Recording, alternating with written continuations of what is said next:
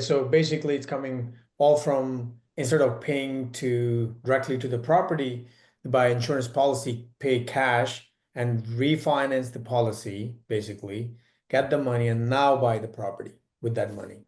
So does it affect with the leverage of, so do they buy the properties cash or they still get loan on the property? So let me give you an example. I'll give you two examples. The first example is how I first started using it, and I'll give you an example of how I use it now. Let's say that when I was buying single family houses up in Kokomo, Indiana, I have, like I said, I have 6 policies now. At the time, let's say I bought a $40,000 house. I knew that I had to put 10,000 of lipstick on it, and it would be worth $70,000, right? After I bought it, right? You know how it is. You buy something at a discount. So Mhm. I would take a policy loan for $50,000 for the purchase price and the rehab.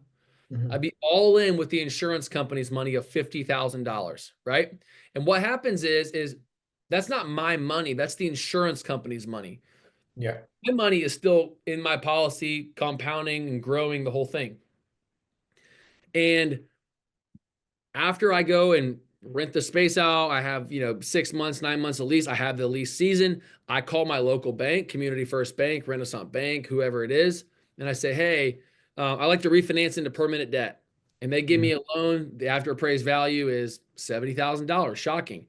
They give me a loan of 55,000 bucks. I take that 55 and I put it back into my whole life policy. So essentially, I was using my life insurance candidly as like a bridge loan. I've done it Mhm. that way. I've done things on my vehicle, my Chevy Tahoe.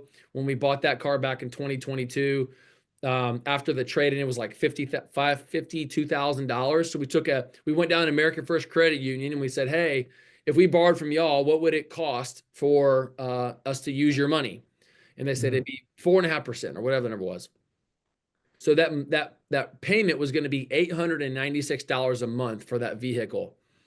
And so what we did, my wife and I, Rachel, we essentially took a policy loan for the $53,000. We wrote a check to Donahue Auto in Birmingham or Pelham, if you're familiar, and we walked off the lot with the vehicle. But what I do now every single month is I pay $896 back into my whole life policy. So what happened is I now own the car, I own the collateral, I control the cash flow.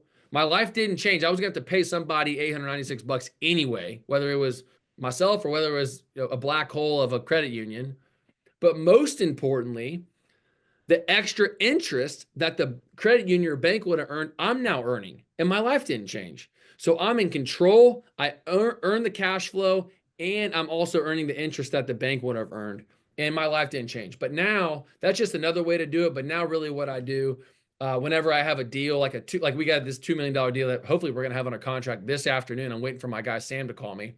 2 million bucks. The earnest money on this one is 25,000 bucks. I'll take a policy loan tomorrow, on Monday afternoon, and send that to the title company. So I'll use the insurance company's money to tie up a $2 million deal, and then I'll go underneath and start negotiating how to get creative with the terms. So, and then with the banks and everything. So that's just kind of the way from 30,000 feet how I've like discovered how to, make something happen, I guess.